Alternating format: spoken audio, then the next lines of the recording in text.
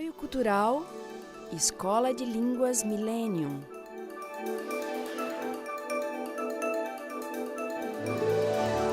Próton Editora.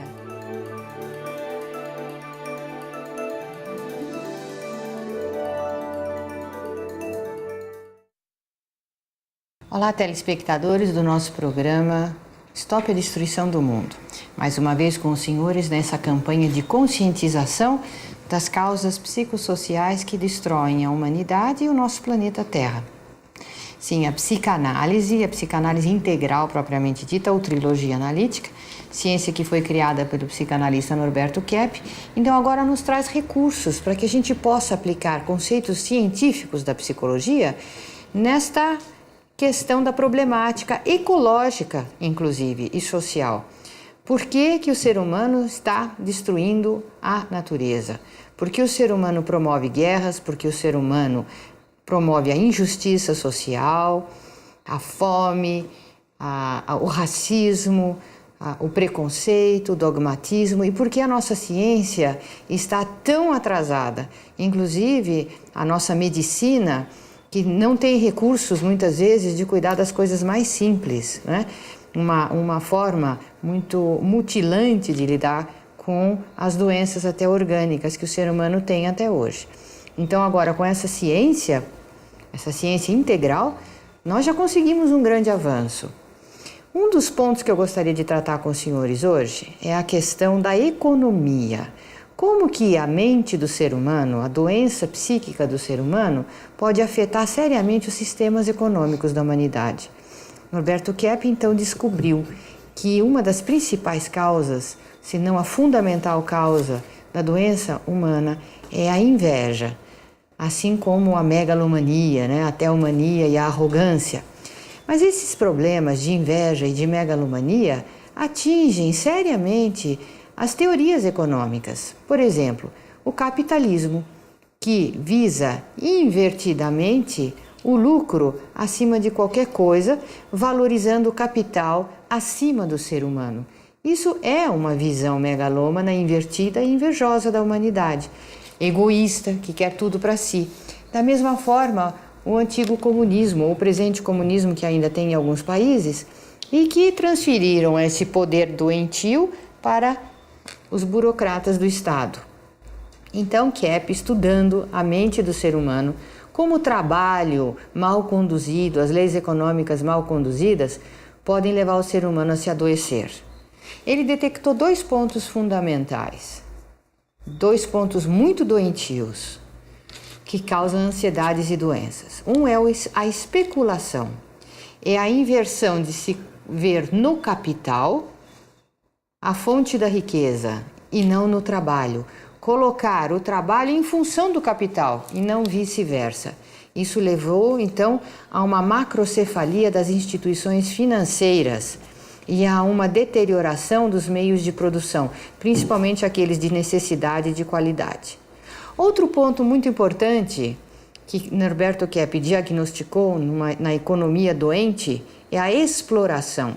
Pela inveja, pela megalomania, o ser humano é lobo ao seu irmão, ao seu próximo, e, podendo, faz a exploração mesmo do seu semelhante. Isso sempre houve. Então, como fazer para ter um controle desse poder doentio? Como fazer para que patrões não explorem empregados e não humilhem, e, ao mesmo tempo, empregados não invejem os seus patrões e não sabotem as empresas? Kepp criou o que se chama de modelo trilógico de economia, ou um modelo trilógico de empresas, aonde ele justamente visa trabalhar com essa problemática. Eu gostaria de dizer para os senhores que esses modelos são melhor explicados no livro A Libertação dos Povos. Trabalho e Capital, né, Cláudia? Trabalho e Capital, que está aqui, e Sociopatologia. Aqui também existem estudos importantíssimos da patologia social e como trabalhar com isso. Então, Dr. Kepp, eu não sei se o senhor gostaria de adiantar qualquer coisa a respeito disso, mas o que eu acho formidável é justamente a técnica de consciência dos erros que o senhor adotou nessa economia trilógica. Eu quero falar um pouco sobre a origem, né, da psicanálise porque muitos hoje em dia desvalorizam o trabalho de Sigmund Freud, achando que por causa dos erros dele nas teorias sexuais, então o trabalho dele não merece muita consideração, merece sim. O trabalho mais importante no campo da psicoterapia é aquele em que veio do Sigmund Freud, quando ele notou que o grande problema da humanidade seria a questão da hipocrisia. Ele se baseou em Schopenhauer, né, na filosofia alemã, que o Schopenhauer, por sua vez, se baseou no Kant, e dizendo que o ser humano ele era muito hipócrita porque ele, no fundo, tinha uma intenção e aparentemente na sociedade manifestavam outra. Quer dizer, o ser humano nunca mostra realmente o que é, não só para os outros, mas principalmente para si próprio. Então, Stevenson, que era um literato inglês, ele praticamente trabalhou nesse campo e mostrou um livro em que ele coloca um médico, Jekyll, se transformando em monstro. Ele tomava uma poção, né? É interessante esse fato, porque essa poção que ele fabricou o tornava um monstro. Vejam que interessante que as drogas modernas estão tornando o ser humano num monstro. Então, os indivíduos já na adolescência que ingerem as drogas, eles pouco a pouco vão tomando até fisicamente um aspecto feio, muito mais psiquicamente. Veja uma foto aí desse autor. Olha lá. Aí é na hora da transformação dele, em vez de médico, né? O médico seria Jekyll, ele pôs Psycho. Quer dizer, aquele que vê é a consciência. Quando tem a consciência, é são. E Mr. Hyde é aquele oculto. Hyde é ocultar, né, em inglês, do verbo ocultar. Então, quem oculta é porque é ruim. Quer dizer, a pessoa, quando oculta as suas más intenções, ela se transforma num verdadeiro monstro. Então, veja que a descoberta do Freud a respeito da hipocrisia é super importante porque coincide até com a descoberta, quer dizer, com o ensinamento cristão, em que fala, né, que a hipocrisia é terrível. Cristo, né, falava isso, que muitos pareciam verdadeiros túmulos caiados, porque por fora o túmulo é bonito, mas por dentro tinha toda a podridão. Quer dizer, se o indivíduo por dentro é mal intencionado, tem más intenções, e ele não percebe, então o que acontece? Esse indivíduo se transforma numa pessoa muito doente. E isso eu chamo de inversão, né? O que é inversão? O ser humano, como nasce agora muito com inveja, com soberba, etc., ele está assim ao contrário do que deveria ser. Veja um cartaz que eu pus aí, exemplo de inversão. O que acontece na inversão? Veja lá. No comando de tudo, a criança é que manda nos pais. Então, é claro, né, que antigamente os pais batiam, até hoje na Europa, lá na Euro Disney, nós víamos que muitos pais batem nos filhos mesmo quando são crianças, que não é esse o caso, né? Se a criança se comporta mal, o adolescente principalmente, ele tem que ser orientado. Mas hoje, até ouvi um esquema aí numa revista dizendo que o grande mal do mundo moderno é a psicologia e a mídia. A mídia que transmite essas ideias erradas para o mundo. Então, a criança não deve ser frustrada. Pelo contrário, Freud dizia, o difícil é o indivíduo aceitar a frustração. Porque se quando criança ele tem tudo o que ele quer, todas as vontades satisfeitas, então quando adulto ele vai querer a mesma coisa. Então, como não vai ter, é claro, ele entra em luta com a sociedade. Aí a rebeldia, aí o mal-estar social, todos os problemas, né? Em vez da pessoa ir trabalhar, progredir, a pessoa entra em luta com os que trabalham, com os que progredem. Então, o primeiro erro seria a criança dominando os pais. Veja no esquema novamente. Mais tarde, em segundo lugar, seria o aluno dominando as escolas. Os senhores vejam que absurdo que está atualmente, né? Porque a maior parte das escolas são pagas, então as pessoas que são donas dessas escolas veem o aluno não mais como aluno que vai aprender o corpo discente, né, e o corpo docente. Então não é mais o aluno que está lá para aprender, mas ele tem que proteger o aluno para garantir o dinheiro. Isso inclusive é comentário dessas revistas atuais. Então na escola, quem dirige a escola são os alunos. Processo de inversão, né? O inferior dominando o superior. E muitos professores desistem até de dar aula, se aposentam, param, por causa dos perigos que eles se expõem diante dos alunos que querem comandar os próprios professores. Veja, uma inversão. Em terceiro lugar, veja lá o que seria uma inversão. É o empregado dizendo numa firma o que ele quer. Então veja que o número de leis para proteger atualmente as pessoas que trabalham, o número de leis é tão grande, é tão absurda, que os empregadores não querem mais já se responsabilizar pelas pessoas que vão trabalhar com eles. Exigem que as pessoas sejam assim como fala, freelancer, né? Tenham a própria firma. Então, eles não querem mais pagar aposentadoria, isso, aquilo, porque a pessoa, depois de 1, 2, 3 anos, se volta contra a firma e tira um dinheirão, injustamente, porque a maior parte acha que o trabalho é uma carga pesada e que eles devem ter dinheiro sem o trabalho. Então, notem ali que, novamente no esquema, né, na obediência, né, quer dizer, no certo, os pais, em primeiro lugar, é que deveriam mandar nos filhos, é claro, né? Os professores nos alunos e os dirigentes, é claro, com leis certas, nos dirigidos. Agora, se não é assim, então veja as consequências. As enfermidades se manifestam e a estrutura social decai. Então há uma crise individual e social.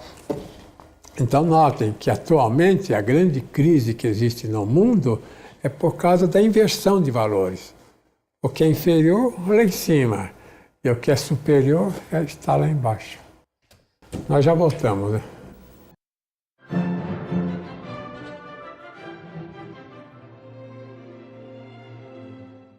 The interview's going wonderfully. It's a big opportunity at a great salary. Only one hurdle left. A conversation with your new director. She's from California. Now, don't you wish you'd learned English?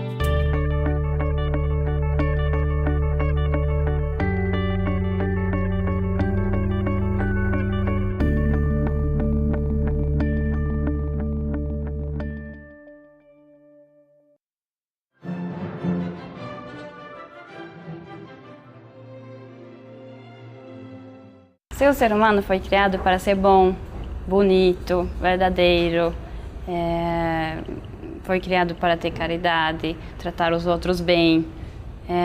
Então, o fato que nós vemos tantas pessoas feias, estúpidas, burras, desonestas aqui na Terra é um sinal que alguma coisa não está indo bem com o ser humano. Que o ser humano está atacando todas essas coisas boas que existem dentro dele. Todas as guerras, as desigualdades, as corrupções, perversões, crianças passando fome, tudo isso é só um reflexo do que está acontecendo com o ser humano, no interior dele. Então, é muito importante a conscientização dessa atitude, da inveja, essa atitude de ir contra o que é bom para poder ter uma solução dessa situação. Então, o programa é Stop a Destruição do Mundo, né? Stop a Destruição da Humanidade. Então, nossa intenção, mesmo que seja desagradável para muitas pessoas que nos ouvem ou que nos veem nas televisões, eu não encontro, pelo menos no meu trabalho científico, um outro caminho para escapar dessa destruição que está havendo, porque não é apenas a destruição dos ares, mares, não é apenas a destruição da natureza, mas o ser humano está cada vez um mais atacando o outro, com sequestro, com crimes, com isso, com aquilo, com delinquências, com roubos. Então isso tem que ter uma parada, né? Porque a humanidade chegou num ponto crítico, como é que se fala? No fio da navalha.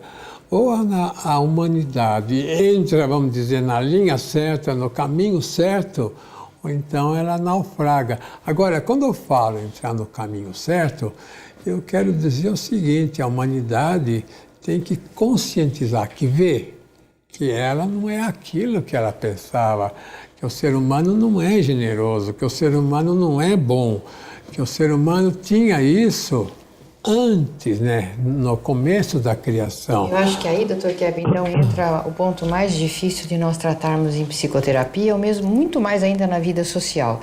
Porque o ser humano, pela inversão, ele acha que alguém que fala a verdade para ele de um defeito dele o está atacando.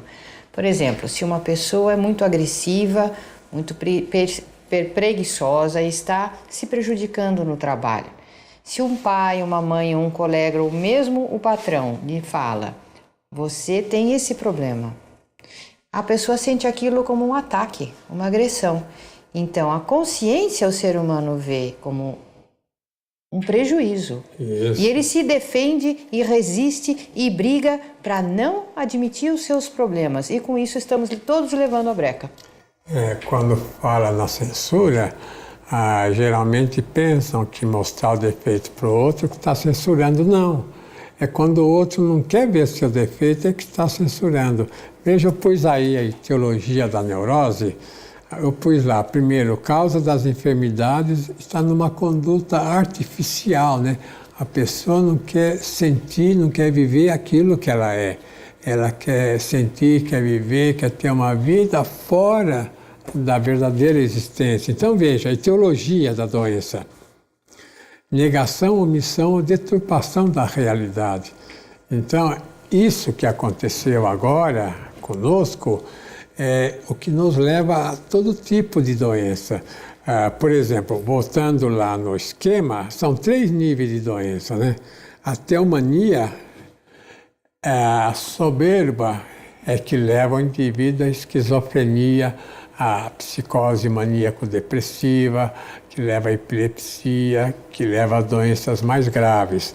Depois existe a inveja, que é uma doença mediana, que são as neuroses, né, as doenças físicas. E existe uma, vamos dizer, uma neurose mais simples, que é quando o indivíduo estoura de raiva, de rancor, de coisas assim, depois passa. Aí isso é mais no nível de doenças físicas assim simples. Depois, veja lá, houve um desvio da consciência. Eu gostaria de pôr um outro esquema para mostrar o erro no trabalho do Freud, o erro assim teórico, né? Veja um esquema lá, esquema metafísico, eu pus lá que é piano. Aí, esse triângulo aí seria aquele iceberg, né, no fundo do mar, em que o Freud, o Jung, os autores em geral da psicoterapia acham que toda a doença e a saúde vem lá do fundo, onde está a flecha lá.